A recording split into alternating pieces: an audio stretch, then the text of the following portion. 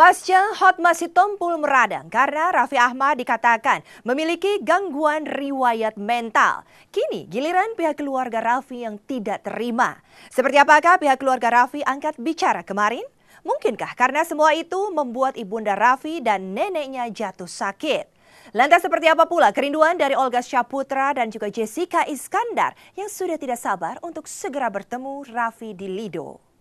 Hasil asesmen Badan Narkotika Nasional, tim asesmen Badan Narkotika Nasional adalah ditemukan adanya riwayat gangguan mental dan perilaku.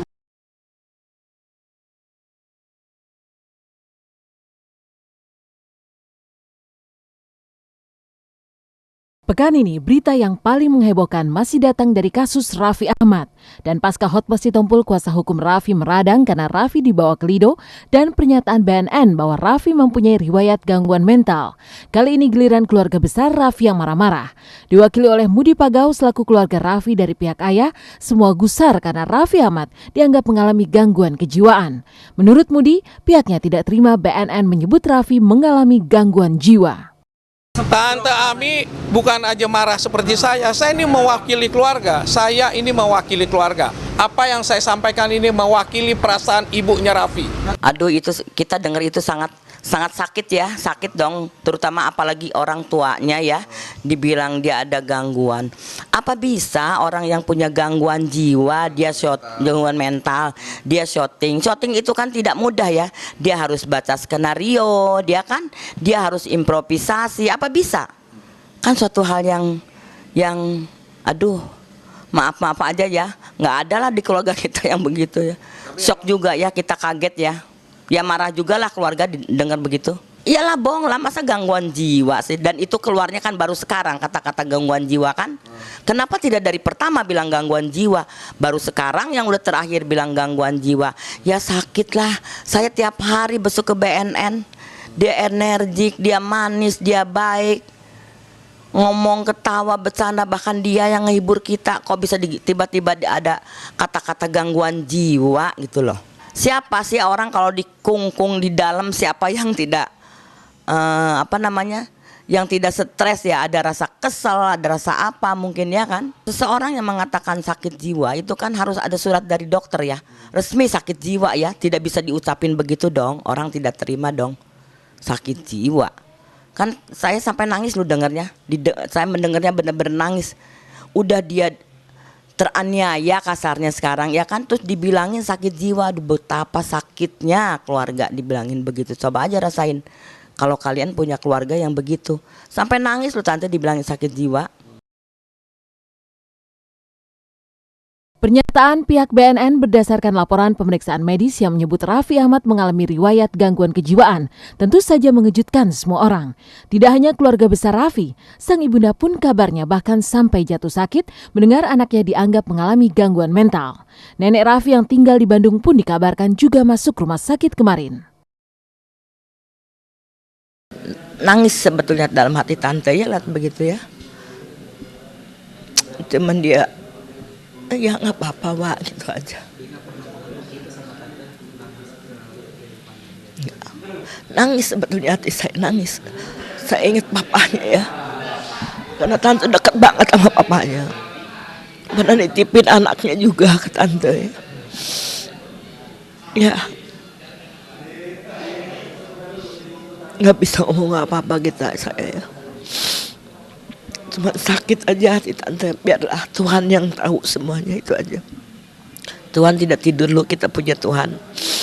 Nanti akan bisa, semua orang akan bisa lihat lah nanti ya. Itu aja tante yang. Tante Ami sakit lah dia ya tentunya ya. Saya rasa mamanya Raffi pasti dong lebih sakit dong. Saya aja tantenya sakit, apalagi ibunya gitu ya. Dia ya sakit aja, udah nggak ya. Orang sakit gimana sih? Dia udah kelelahan terlalu lama Raffi di dalam ya kan. Mana dia harus berpikir begini, mana harus berpikir begitu ya.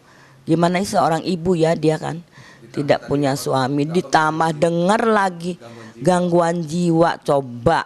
Tapi kemarin katanya sedikit sakit dia. Mungkin flu kali ya, mungkin kecapean, tapi saya dengar dia agak sakit gitu. Ya pastilah seorang nenek cucunya dibilang begitu shock juga dong. Ya pasti kalau dia umpamanya sakit, kalau dengar-dengar memang apa dia diopname ya mungkin dia memikirkan cucunya. Saking sayang sama cucunya, siapa sih orang yang tidak shock ya dengar begitu ya. Terakhir-akhir ini lagi bicaranya gitu loh.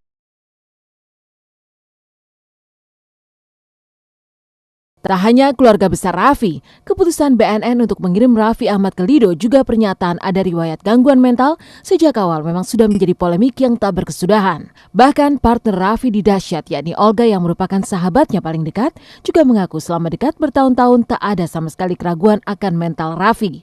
Dan selain itu menurut dokter ahli narkotika, sesungguhnya Raffi tidak perlu direhab karena memang bukan pecandu.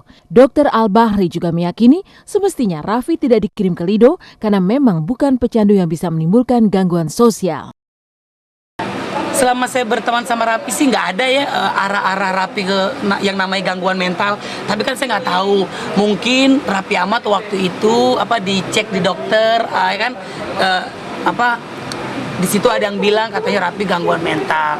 Ya saya kaget aja kok bisa sampai terucap kata-kata Raffi Ahmad gangguan mental gitu. Yang dimaksud gangguan mental itu apa sih? Nggak tahu deh saya. Mungkin teman-temannya juga tahu, masa ya gangguan jiwa sih. Memang dia kerjaannya di Dahsyat juga begitu kan. Saya rasa bukan kasus yang perlu direhabilitasi jangka panjang. Rehabilitasi itu namanya di dalam istilah kedokterannya namanya recovery. Recovery itu khusus untuk pecandu yang addicts, yang kecanduan, yang dia menimbulkan gejolak sosial besar. Raffi bukan tipikal itu. Dia secara medis itu nggak perlu direhabilitasi, tapi ditawarkan misalnya untuk 1 kali seminggu atau 2 kali seminggu datang ke sentra-sentra mana yang bisa mengcover dia untuk mengecek tiba-tiba apakah dia masih menggunakan lagi atau tidak. Itu jauh bijaksana.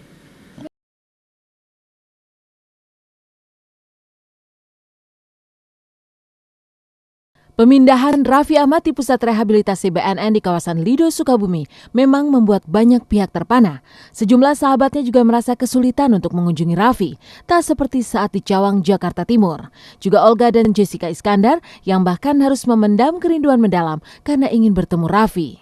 Oh pasti, insya Allah. Pokoknya saya lihat dulu keadaannya. Saya kan juga udah telepon-teleponan sama mamanya Raffi. Jadi saya tinggal tunggu kabar aja gimana nanti. Kalau saya menjenguk Raffi Ahmad, nanti saya akan bawain Raffi Ahmad pastinya makanan, ya kan. Terus pokoknya apa yang Raffi Ahmad mau minta, saya akan beliin, ya kan. Ya pasti kangen lah, namanya juga saya istri simpanan ya. Rencana pasti ada begitu waktunya memungkinkan dan sudah diperbolehkan. Nanti aku sama teman-teman yang lain juga pengen rencanain supaya kita bisa bareng-bareng ke sana karena kan tempatnya lumayan jauh ya. Segeralah nanti begitu diperbolehkan. Keluarga besar Raffi Ahmad berang menyusul pernyataan BNN berdasarkan laporan pemeriksaan yang menyebut Raffi mengalami gangguan mental sehingga harus dikirim ke Lido. Itulah rangkaian polemik yang tak kunjung usai pasca dikirimnya Raffi ke pusat rehabilitasi.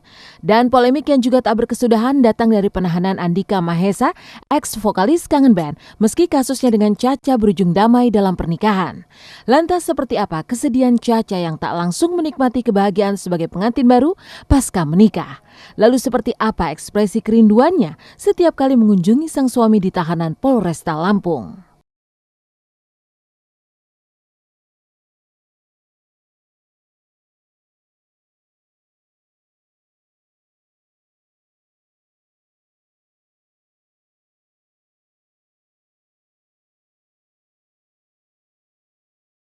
Iya, tiap hari. Iya. Tapi kadang-kadang ngerasa juga kasihan capek. Paling seling sehari, besoknya sini lagi. Meninggalkan Lido, Sukabumi, mari bergerak ke Lampung untuk melihat rumah tangga Andika ex Kangen Band dengan Cha-Cha pasca pernikahan tragis mereka. Memang setelah pernikahan singkat selama 2 jam, pasangan pengantin baru ini tidak bisa langsung berbulan madu karena Andika harus kembali ke dalam sel. Lantas sesendu apakah Caca yang tidak bisa berkumpul dan tidak dinafkahi oleh suaminya itu? Bagaimanakah suasana saat Caca yang hanya bisa bertemu dengan Andika setiap pagi di Polresta Lampung?